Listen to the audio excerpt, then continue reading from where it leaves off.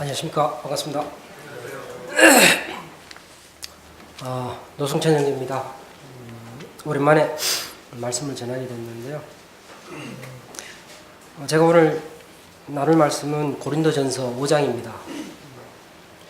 사실 고린도전서 5장을 준비하기 전까지 저는 제 개인에 대해서 주님 앞에서 잘 살아가고 있다고 생각했습니다. 그리고 서대문 교회도 주님 앞에서 잘 섬기고 있다고 생각했습니다. 근데 고린도전서 5장을 준비하면서 그것이 아니라는 것을 깨닫게 되었습니다. 말씀을 준비하면서 5장 1절에서 13절을 준비하면서 마음이 너무너무 불편했습니다. 사도 바울은 고린도전서 5장에서 먼저 성도들 개개인을 향해서 너희는 하나님 앞에서 거룩하고 순전하기를 원했고, 이런 마음으로 교회 안에 있는 지체들의 범죄와 잘못에 대해서 날카롭게 판단하고, 또 거기에 대해서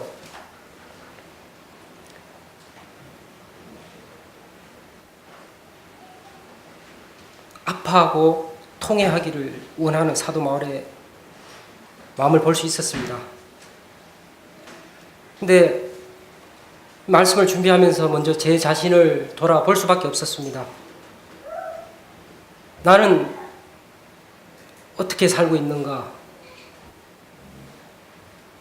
그리고 이 사도 바울이 얘기하고 있는 고린도 교회에 대비해서 서대문 교회는 어떻게 살고 있는가?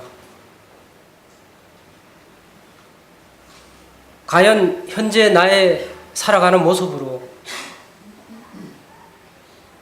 내가 이 말씀을 전해도 되는 것인가? 이런 얘기를 해도 되는 것인가? 하고 싶지 않았습니다. 가능하면 좋은 말로 다듬고 싶었습니다. 오늘 이 자리에 서기 전까지도 어떻게 하면 조금이라도 더 성도님한테 듣기 좋은 소리를 할까? 불편하지 않은 소리를 할까? 고민하고 그를 다듬었지만 주님이 그런 마음을 허락하지 않으셨습니다. 제 자신의 모습이 여러분 앞에서 부족하고, 또 저희 서대문 교회의 부끄러운 모습들이 혹시 여기서 언급이 되더라도 주님이 오늘 고린도전서 5장 이 말씀을 통해서 함께 나누기를 강력히 원하는 그런 마음이 있었기 때문에 말씀을 전하고 주님 앞에 또 기도하기를 원합니다. 저뿐만 아니라 성도님 여러분 다 같이, 또 서대문 교회가 다 같이 이 고린도전서 5장을 나누고 우리가 무엇을 주님 앞에 내놓아야 하고, 무엇을 가지고 기도해야 되고, 무엇을 가지고 슬퍼해야 되고, 무엇을 가지고 통회해야 될지 생각해보는 시간이 되었으면 합니다. 고린도전서 5장은 교회의 지체가 공적 성격을 띤 중요한 범죄를 범했을 때 교회가 실행할 징계 필요성을 다루고 있습니다. 특별히 5장에서는 부도덕한 성범죄에 대해 교회가 어떻게 해야 하는지에 대해서 자세히 다루고 있습니다. 교회에서 징계가 필요한 이유는 뭘까요? 교회에서 징계가 필요한 이유는 제가 있는 세상에서 교회의 거룩함을 보존하고 교회 가운데 성령께서 근심없이 역사하도록 하기 위해서 필요하다고 합니다. 성도 여러분, 다 같이 생각해 보았으면 좋겠습니다. 만약에 저희가 몸담고 있는 이 서대문 교회 지체 가운데 누군가 교회 내 다른 지체에게 영향을 미칠 수 있는 중요한 범죄를 저질렀는데, 이러한 지체에 대해 사랑이라는 이름으로 또는 교회의 체면을 생각하여서 아무런 징계를 하지 않는다면 서대문 교회는 어떻게 되겠습니까? 서대문 교회뿐만 아니라 우리가 모임이라고 하는 다른 교회들도 이러한 일들이 일어나고 있다면 어떡하겠습니까? 성경에서 죄는 쉽게 전염되는 성격을 가지고 있다고 했습니다. 한 명의 범죄한 지체에 대한 징계의 면제나 지체는 교회 내 다른 지체들을 쉽게 재전념시키는 행위가 될 것이고, 이는 좀 심하게 얘기하면 교회의 붕괴를 가져올 수도 있습니다. 때로는 이러한 범죄를 중요하게 다루지 않았기 때문에 교회가 실제 무너지고 흩어진 경우들이 있습니다. 오늘날 많은 대형 교회에도 교인도 많고 은사가 많음에도 불구하고 위로는 교회 지도자부터 아래로는 평신도에 이르기까지 많은 범죄들의 소식이 신문에 오르내리고 있습니다. 그런데 이러한 교회에서 어떠한 치리가 있었다든가 교단 차원에서 치리와 부끄러움과 통회하는 기도들이 있었다는 얘기는 들어보지 못했습니다. 그렇기 때문에 그 교회의 규모에 비해서, 성도의 수에 비해서 그 큰 교회들이 세상에 아무런 영향을 미치지 못하고 있는 것이 현재 현실입니다. 우리는 알아야 합니다. 성도의 수가 많다는 것이 영성을 보장해주지 않는다는 것을요. 교회에 넘치는 은사가 많다고 해서 그것이 결코 교회의 영성이 충분하다는 것을 의미하지는 않는다는 것입니다. 교회 성도 하나하나가 말씀에 대한 지식이 넘치고 또 수많은 형제님들이 말씀을 전할 능력이 있다 하더라도 그 넘치는 말씀에 대한 지식이 결코 교회의 영성을 보장해주지 않는다고 합니다.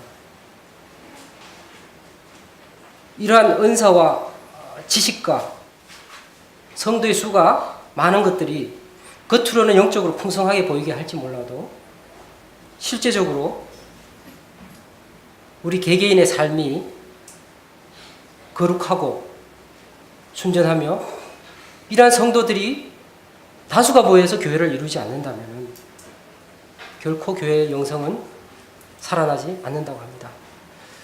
어드만이라는 분은 이렇게 얘기했습니다. 교회의 진정한 영성은 교회 안에 탁월한 교사나 은사자의 말에 있지 않고 성도들의 도덕적 순결과 본이 되는 삶의 영위로 이루어진다. 자, 앞에 얘기되어진 이러한 특징들을 관련해서 서대문 교회를 한번 생각해 보겠습니다. 밖에서 보면 저희 모임 중에서 성도 수가 가장 많은 교회 중에 하나입니다. 지방의 작은 교회들은 서대문 교회를 보면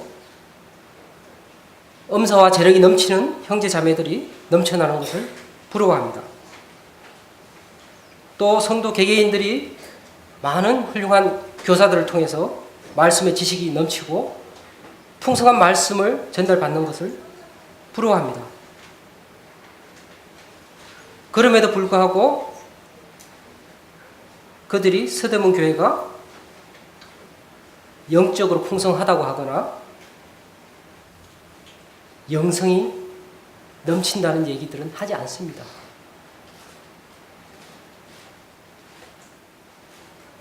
이는 다른 말로 얘기하면 서대문 교회를 구성하고 있는 성도들 한 분 한 분이 저를 포함해서 도덕적으로 순결하고 본이 되는 삶을 살지 못하고 또 이러한 삶을 살기 위해서 죽기까지 노력하지 않는다는 것입니다. 피 흘리기까지 노력하지 않는다는 것입니다. 아주 오래된 얘기지만 제가 일반 교파교회 다니다가 모임이라는 교회에 와서 가장 놀라웠던 점은 교회에 치리와 징계라는 게 살아있다는 것이었습니다. 그 전에 어떤 교파교회에서도 치리를 본 적이 없습니다. 징계를 본 적이 없습니다. 단지 목사의 자리와 장로의 자리와 또 교회의 재산을 가지고 서로 싸우고 그거를 통해서 치리하는 것은 봤지만 성경에서 얘기하는 범죄를 가지고 교인 한 명의 한 명의 잘못됨을 가지고 치리하는 것을 본 적이 없습니다. 또한 그러한 치리를 하더라도 성도가 온전히 교회의 권위를 인정하고 하나님의 권위를 인정하고 그 치리를 받아들이는 것을 본 적이 없습니다. 근데 제가 왔던 모임에는 그러한 치리가 살아있었습니다. 잘못한 형제 자매들이 그 치리를 기꺼이 받아들이고 반성하고 근신하고 그 이후에 회복되는 모습을 보았습니다. 그 교회의 모습이 너무나 아름다웠습니다. 그래서 그때부터 지금까지 저는 30년 동안 이 모임이라고 하는 이 교회에 다니고 있습니다. 그런데 오늘날 저희 서대문 교회뿐만 아니라 지방의 많은 모임에 이러한 치리의 강도, 치리의 모습들이 많이 퇴색되어 가고 있는 것을 보게 됩니다.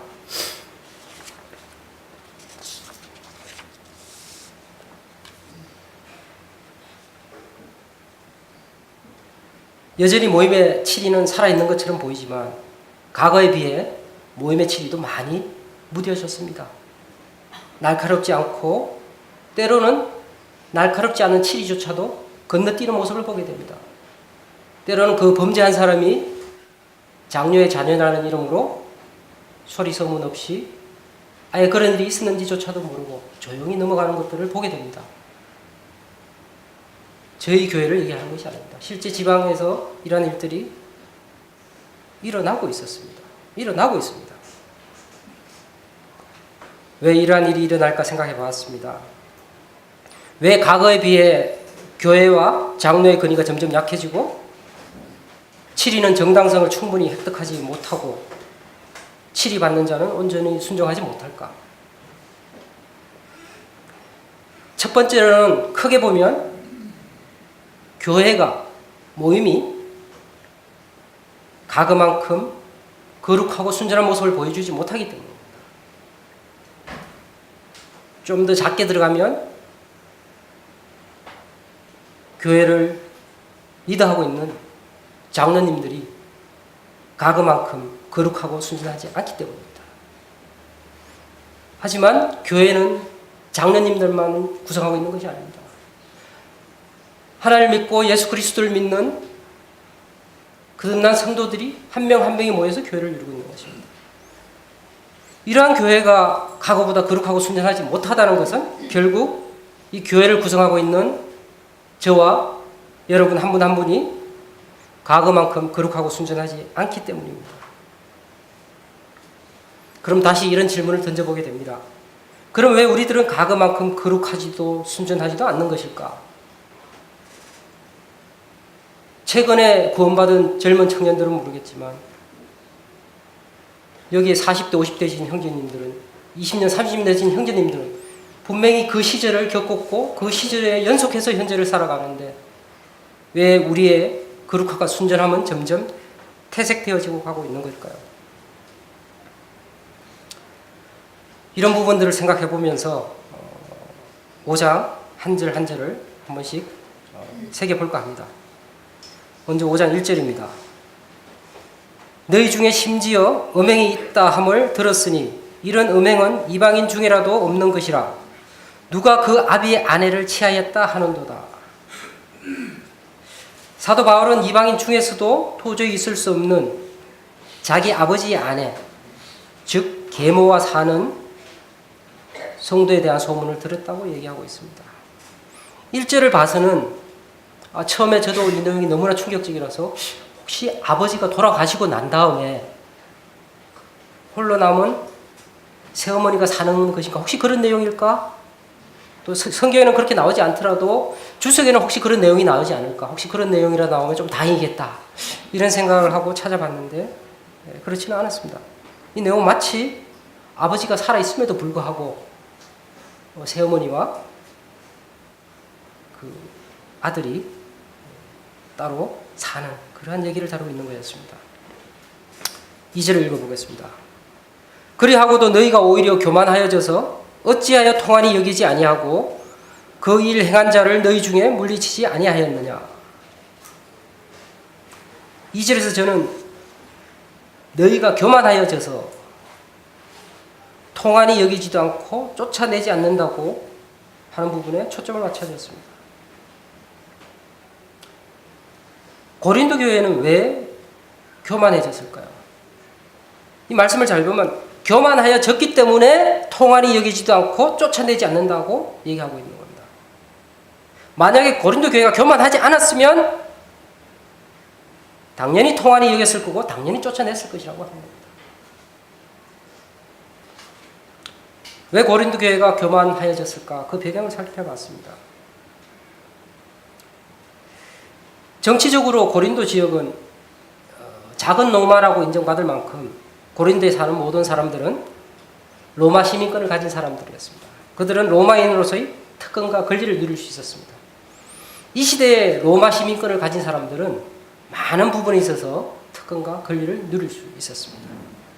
마치 오늘날 미국 시민권자가 전 세계 어디에서 조금이라도 부당한 대우를 당하면 미국이 지켜주듯이 그 이상의 특권과 권리를 지켜주고 있었습니다. 그래서 고린도 교회 성도들 역시 이런 정치적 특권의식을 가지고 있었습니다. 두 번째로 이미 2000년 전임에도 불구하고 이때 당시 고린도에 수십만의 인구가 살고 있었다고 합니다. 우리가 살아가는 현대에도 한시의 인구가 수십만이 되면 대도시라고 하는데 이미 이 시절에 수십만의 인구가 살아가는 도시라면 경제적으로 얼마나 발전되어 있었겠습니까? 결국 고린도 교회 성도들은 그만큼 경제적으로 부유했고 부자였다는 소리였습니다. 그들은 경제적으로 특권의식도 가지고 있었습니다. 또 한 가지 고린도는 그때 당시 문화적으로 예술과 건축 문화가 굉장히 발전된 도시였습니다. 그들은 다른 도시의 사람들에 비해서 문화적으로도 우리가 굉장히 뛰어난 도시에 살고 있다. 나는 이런 도시에 사는 사람이다. 이런 문화적인 것을 향유하고 있다. 이런 문화적 특권의식도 가지고 있었습니다. 또 하나는 종교적으로 원래 고린도 성 자체가 사랑의 여신인 아프로디테의 신전으로 바쳐진 것이라고 합니다. 그렇기 때문에 이 고린도에 아프로디테를 섬기기 위한 많은 종교적 의식들이 이루어졌고 이러한 종교적 의식 속에서는 종교적 의식을 하는 가운데 수백 명의 창녀들이 그 종교적 의식에 참여하는 그러한 일들이 있었다고 합니다. 그러므로 이런 것들을 보고 배운 고린도 성도들은 성적인 문화에 있어서 굉장히 타락해 있을 수밖에 없었습니다. 앞에서 얘기한 이러한 경제적, 문화적, 또 종교적, 도덕적 특징들은 고린도 교회 성도들의 정신과 도덕성을 매우 무디게 하였습니다. 하나님이 고린도 교회에 많은 은혜를 허락하셨고 고린도전서 1장에 보면 하나님이 많은 은혜를 허락하셨고 고린도 교회에 은병과 지식의 풍성함을 주셨고 라고 얘기하고 있습니다. 그런데 결국 앞에 있었던 이런 경제 문화적 특권 외에 하나님께서 주신 이러한 은혜와 은병과 지식의 풍성함이 오히려 고린도 성도들의 교만을 이끌었다는 생각이 듭니다. 이러한 영적 무뎌짐과 교만은 교회 내 성적으로 타락한 지체에 대해서 간대한 행위로 나타난 것으로 보이고요. 근데 이런 고린도 교회의 특징을 보다 보면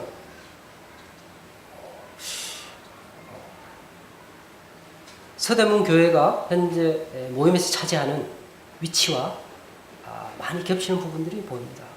앞에서 제가 이미 언급했지만 이러한 특징들 때문에 많은 성도수, 넘치는 지식, 다양한 은사를 가지는 형제 자매님들 이러한 것들이 서대문 교회 형제 자매들을 동일하게 우리 스스로를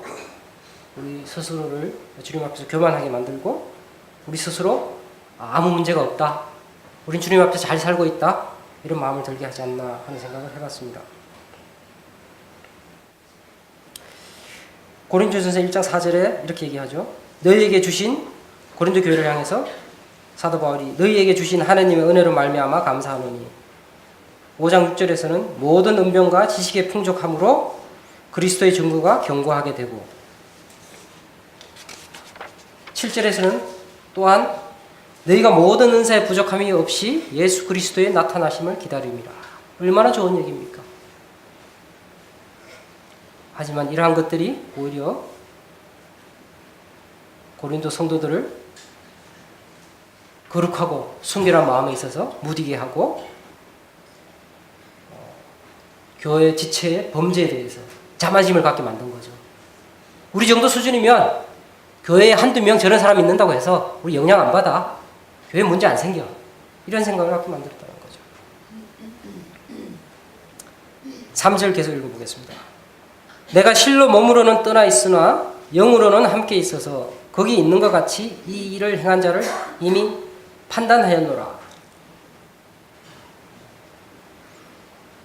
재밌는 것은 5장을 읽어보면 이 범죄한 지체와 함께 있는 고린도 교회 성도들은 이 일에 대해서 굉장히 무관심했습니다. 하지만 고린도 교회에 멀리 떨어져 있고 함께 하지 못하는 사도 바울은 오히려 고린도 교회에 함께 있는 사람들보다 더 가치 있는 것처럼 느끼면서 판단하였다고 얘기하고 있습니다.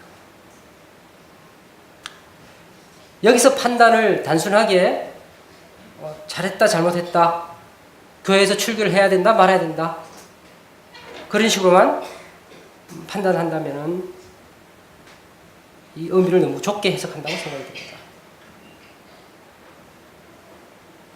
사도 바울의 판단에는 저는 이런 판단도 포함되어 있다고 생각합니다. 교회의 지체로서 내가 비록 고린도 교회에 함께 있지 않지만 고린도 교회에 함께 있는 마음으로서 고린도 교회에 그러한 죄를 저지른 성도가 있다는 것을 부끄러워하고 그러한 성도를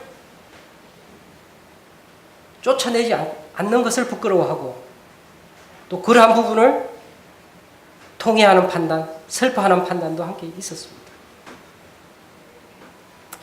이러한 사도 바울의 모습을 보면서 서대문 교회에 이런 일이 있었을 때 나는 어떠한 마음을 가지고 있었나를 생각해 봤습니다.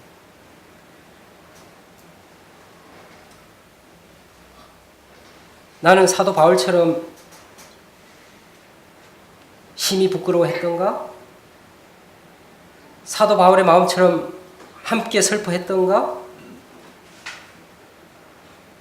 사대 바울처럼 통회하는 마음을 가졌던가?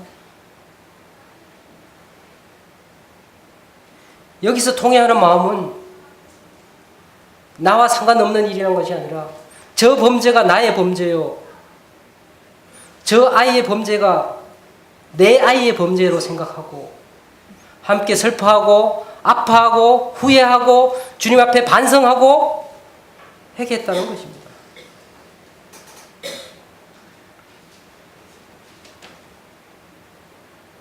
나는 그렇게 하지 못했는데 그러면 그러한 일이 있었을 때 내 주변에 있었던 다른 서대문의 형제 자매님들은 어떤 모습이었지?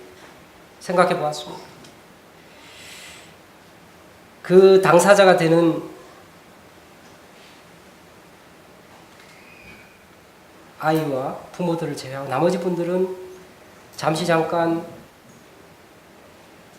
안타까워하다가 곧 잊어버리는 모습들이었습니다.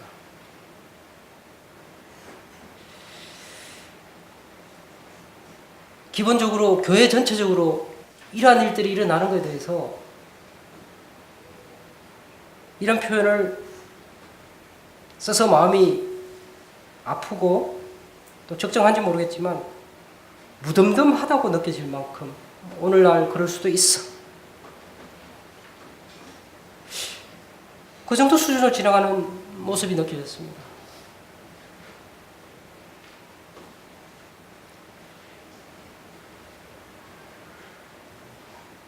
최소한 그러한 일들이 일어나면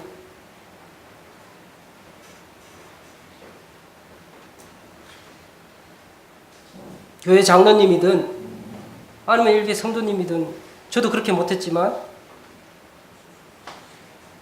이것은 그 사람만의 문제가 아니라 이 서대문 교회를 이루고 있는 우리들 자신이 깨어있지 못하기 때문에, 우리들 자신이 거룩하지 못하고 순전하지 못하기 때문에 이러한 일이 일어났다는 것을 알고 교회 차원의 회개하는 시간들, 또 한두 번이 아니라 긴 시간들, 우리의 영성이 회복되도록 하는 그런 교회 차원의 통회의 시간들을 가져야 하지 않았나. 그렇게 하지 못했습니다.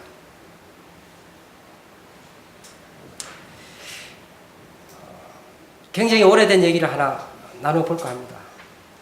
한 30년도 더 된 이야기입니다. 지방의 한 모임에 서울 자매님이 청구를 왔습니다. 그리고 그 모임에서 얼마 가지 않아서 이 자매님과 한 형제님 사이에 성범죄가 발생하였습니다. 형제는 겨우 막 20살이 된 청년이었습니다. 자매님은 23, 4 정도 되었습니다. 제가 얘기하고자 하는 것은 이 범죄가 어떻게 드러나게 되었는가 하는 것과 죄를 감추는 것이 교회에 어떤 문제를 발생시켰는지 그 예를 들기 위한 겁니다. 처음 이 범죄는 상당한 기간 동안 드러나지 않았습니다. 그런데 어느 순간부터 교회 형제 자매님들이 개개인적으로 주님 앞에 기도가 되어지지 않는다는 말들이 나오기 시작했습니다. 교회에 모여서 다 같이 기도를 하는데 기도가 되지 않는다는 말들이 나왔습니다. 그리고 모든 형제 자매들이 그룹별로 모여서 기도하면서 이러한 현상은 우리가 알지 못하는 가운데 우리 교회 속에 범죄함이 있기 때문이라는 깨달음을 얻게 되었습니다. 그래서 이러한 범죄가 드러나도록 이때까지만 해도 어떠한 범죄인지 알지 못했습니다. 모든 교회 구성원들이 모여서 기도했습니다. 주님, 지금 저희 교회가 어떠한 잘못을 저지르고 있습니까? 어떠한 잘못이 숨겨지고 있습니까? 이 죄가 드러나게 하시고 이 죄를 알고 저희 교회가 모든 형제 자매들이 여기에 대해서 회개할 수 있도록 그 죄를 밝히 드러나게 해주십시오라고 기도했습니다. 이러한 기도가 계속되자 그 2명 중 형제가 자기 죄를 고백했습니다. 장로님을 찾아와서 고백했습니다. 교회는 즉시 이 일을 성도들 앞에 밝히고 치료하였습니다. 그리고 이 일을 단순히 두선만의 범죄로 보지 않고 이러한 일이 일어난 것 자체가 교회가 성도들 개개인이 거룩함과 순전함에 있어서 무뎌지고 또 우리가 순전하지 않기 때문에 이러한 일이 일어났다고 생각해서 온 교회가 주님 앞에 회개 기도를 드렸습니다. 한 달 이상 지속적으로 드렸습니다. 그리고 장로님들은 추가해서 한 가지 더 해결을 하였습니다.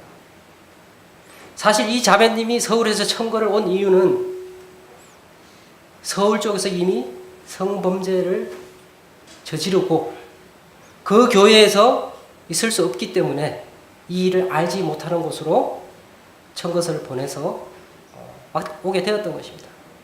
그런데 장로님들은 그분의 입장을 생각해서 이 일을 장로님들은 알고 성도들에게 알리지 않았습니다. 그 가운데서 이 자매님이 다시 젊은 형제를 유혹했던 것입니다.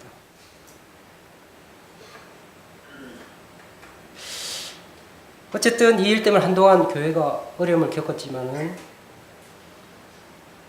교회가 다 같이 회개하고 온 성도들이 이 일뿐만 아니라 자기들 자신 속에 감춰졌던 죄에 대해서 주님 앞에 고백하고 기도하면서 이후에 놀라운 회복과 또 성도가 더해지는 은혜들을 보여주었습니다.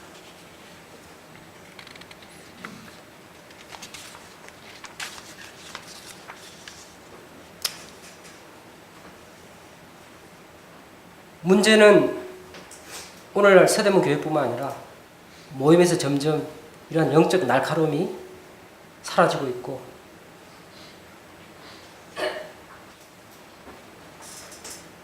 교회에 어려움이 발생했을 때 모든 교인이 참여하는 그리고 지속적인 어떤 회개의 기도 이러한 모습들이 사라지고 있다는 것입니다. 5절을 계속 보도록 하겠습니다.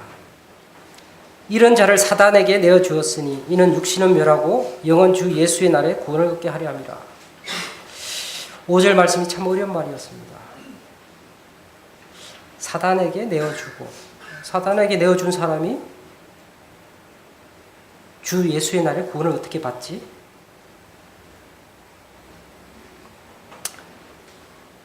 이 얘기는 꼭 출교만을 의미하지는 않습니다. 그것이 출교가 되었든 징계가 되었든,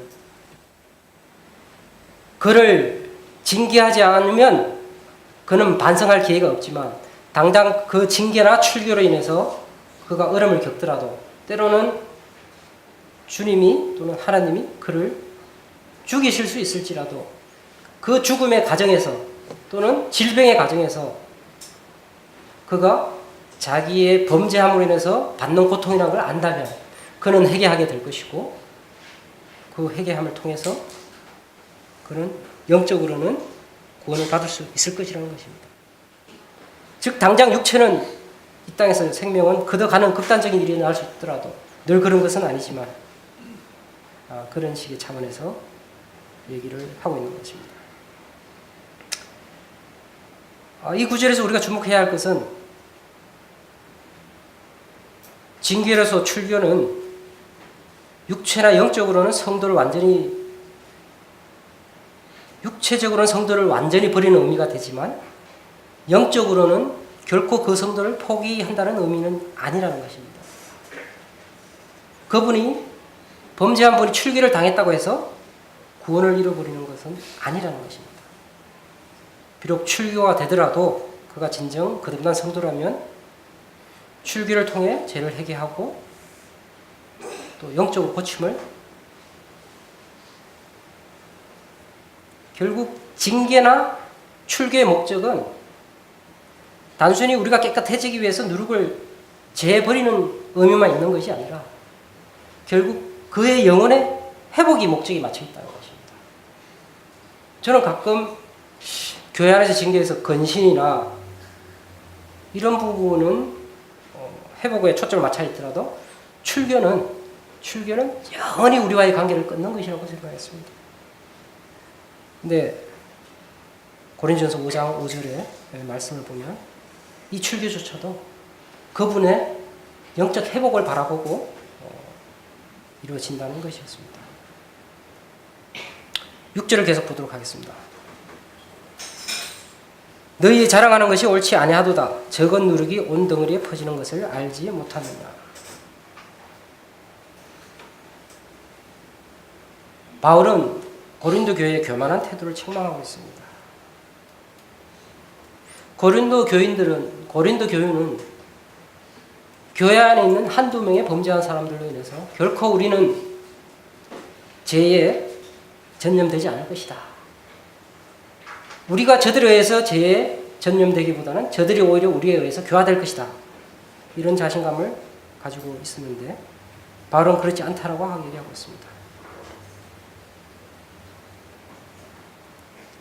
바울은 죄는 적은 누룩이 온 덩어리에 퍼지듯이 쉽게 퍼진다고 말하고 있습니다. 7절을 보겠습니다. 너희는 누룩 없는 자인데 새 덩어리가 되기 위하여 묵은 누룩을 내어버리라. 우리의 유월절 양 곧 그리스도께서 희생이 되셨느니라. 너희는 누룩 없는 자인데, 여기서 너희는 거듭난 성도를 가리킵니다. 그런데 거듭난 성도가 실제적으로 삶 속에서 과연 누룩이 없는 자인가요? 그렇지 않습니다. 신분적으로는 그분들이 주님을 영접하고 거듭나면서 신분적으로는 하나님에 의해서 죄 없는 자로 인정을 받았지만 실제 우리의 삶 속에서 우리는 계속 죄를 짓고 있습니다. 그래서 현실적으로 우리는 누룩 없는 자가 아닙니다. 그런데 신분적으로는 누룩 없는 자라고 얘기해 주셨습니다. 그러면 누룩 없는 자가 아닌데 신분적으로 누룩 없는 자라고 하셨다면 이 신분적으로 누룩 없는 자가 되기 위해서 신분적으로 누룩 없는 자가 된다는 의미가 곧 새 덩어리가 된다는 얘기고, 그 새 덩어리가 되기 위해서 우리는 무엇을 해야 될까요? 누룩 없는 자가 되기 위해서 최소한 끊임없이 노력해야 된다는 거죠. 거룩해지기 위해서, 순전해지기 위해서, 피 흘리기까지 노력해야 된다는 것입니다. 어차피 이 땅에 발 딛고 살아가면 죄 지을 수밖에 없는데 뭐 이 정도면 훌륭한 거지.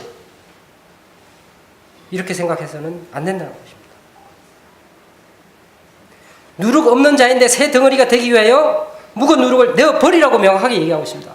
이 묵은 누룩은 우리가 새로운 신분이 되기 전에, 새로운 신분이 되고 난 다음에도 끊임없이 짓는 죄의 속성, 죄 자체를 얘기합니다. 내어버리라고 했기 때문에 내어버리기 위해서 끊임없이 노력해야 됩니다. 우리가 집에서 아이들을 키우다 보면 치워도 끝이 없어요. 근데 거기 끝이 없다고 해서 그대로 놔두면 집이 정말 엉망이 됩니다. 지치고 힘들어도 끊임없이 치우면 그래도 봐줄만 하고 견딜만 합니다. 우리가 우리 몸에 대해서도 그러한 마음이 필요한 것 같습니다.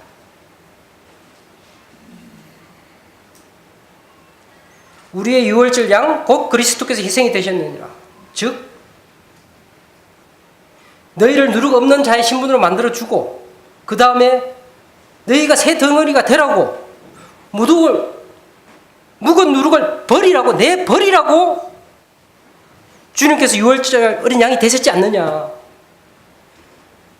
너희가 누룩을 버리라고 어릴 적 유월절 양이 되셨는데 왜 누룩을 버리려고 노력하지 않느냐. 왜 좋은 게 좋다고 이 정도면 훌륭하지요? 라고 만족하느냐라고 책망하고 계십니다. 8절입니다. 이러므로 우리가 명절을 지키되 묵은 누룩도 말고 계약하고 악독한 누룩도 말고 오직 순전함과 진실함에 누룩 없는 떡으로 하자.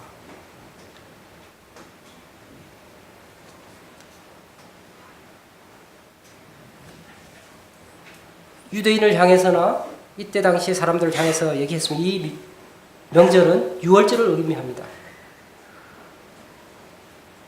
하지만 오늘날 저희에게는 이 명절은 첫 번째로는 성찬식이 될 수 있겠습니다. 만찬이 될 수 있겠습니다. 그런데 우리가 누룩 없는 떡, 계약하고 악독한 누룩도 말고 이러한 것들을 만찬 시간에만 해야 되겠습니까? 그러면 만찬을 안 드리는 시간, 나머지 시간에는 묵은 누룩을 가지고 있어도 되고 계약하고 악독한 누룩을 갖고 있어도 되는 것입니까? 아닙니다. 결국 이 명절은 우리의 일평생, 주님을 영접하고 난 이후 우리의 일평생 전부를 가르칩니다. 너희가 거듭난 성도라면 일평생 내 삶에서 묵은 누룩을 제하고 계약하고 악독한 누룩을 없이 하고 누룩 없는 떡으로 살기를 노력하라는 얘기입니다. 다음 9절에서 11절입니다. 내가 너희에게 쓴 것에 음행하는 자들을 사귀지 말라 하였거니와 이 말은 이 세상에 음행하는 자들이나 탐하는 자들과 토색하는 자들이나 우상 숭배하는 자들을 도무지 사귀지 말라 하는 것이 아니니 만일 그리하면 세상 밖으로 나가야 할 것이라. 이제 내가 너희에게 쓴 것은 만일 어떤 형제라 일컫는 자가 음행하거나 탐남하거나 우상 숭배를 하거나 후욕하거나 술 취하거나 토색하거든 사귀지도 말고 그런 자와는 함께 먹지도 말라.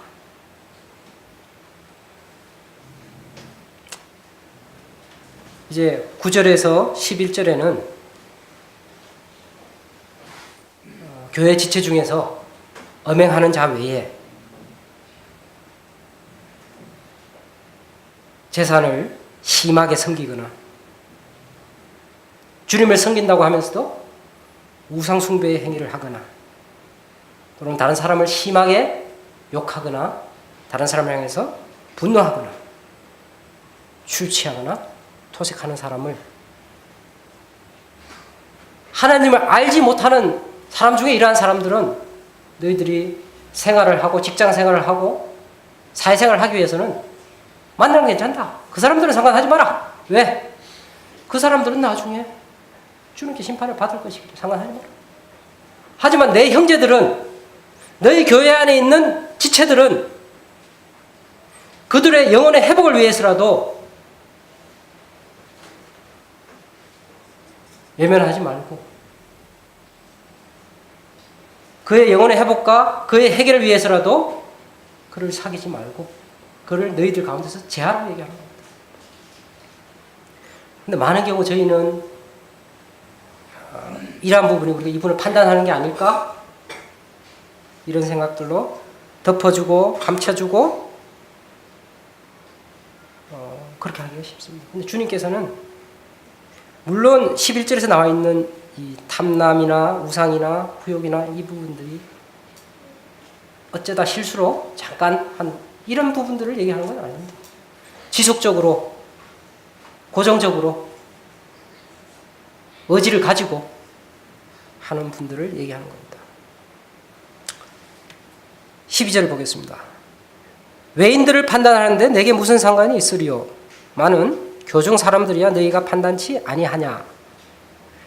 외인들은 하나님이 판단하시려니와 이 악한 사람은 너희 중에서 내어 쫓으라.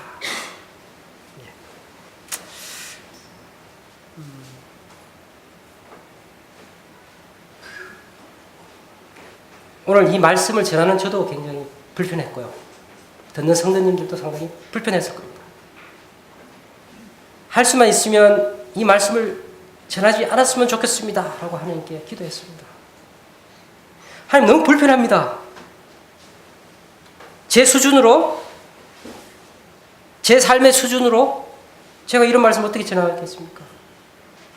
하나님 안 하면 안 됩니까? 다른 말씀을 주십시오. 다르게 얘기할 수 있는 얘기를 주십시오. 살짝 얘기해서 성도님들이 깨달을 수 있게 하시고, 함께 아파하게 하시고, 함께 회개하게 하시고, 함께 통회하게 하십시오. 기도했는데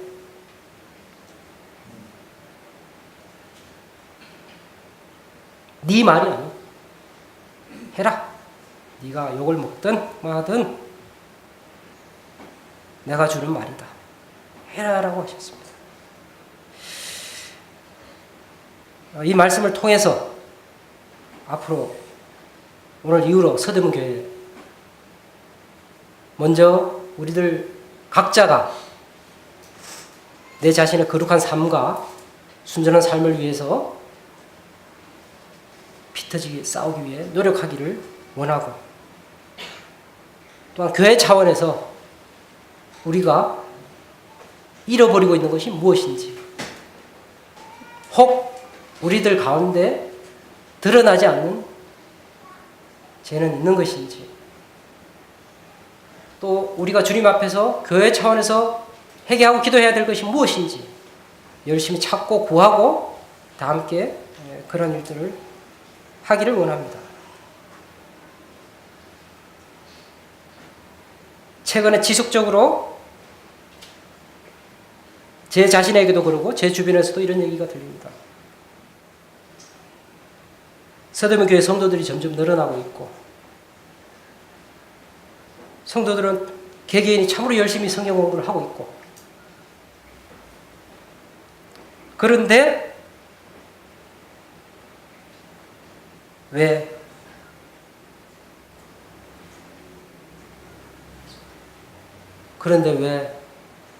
우리 가운데 거룩함이 보이지 않을까? 서대문 교회 전체가 밖에서 보기에 그렇게 보이지 않을까? 그 많은 은사와 그 많은 은혜들을 가지고 있는데, 넘치게 받고 넘치게 가지고 있음에도 불구하고 우리가 그렇게 보이지 않고 교회의 영성이 넘쳐나지 않는다는 것은 우리가 알지 못하는 놓치고 있는 무엇인가가 분명히 있다고 생각합니다. 이 부분을 성도님들 다 같이, 교회가 다 같이 구하고 기도하기를 원합니다. 마치겠습니다. 감사합니다.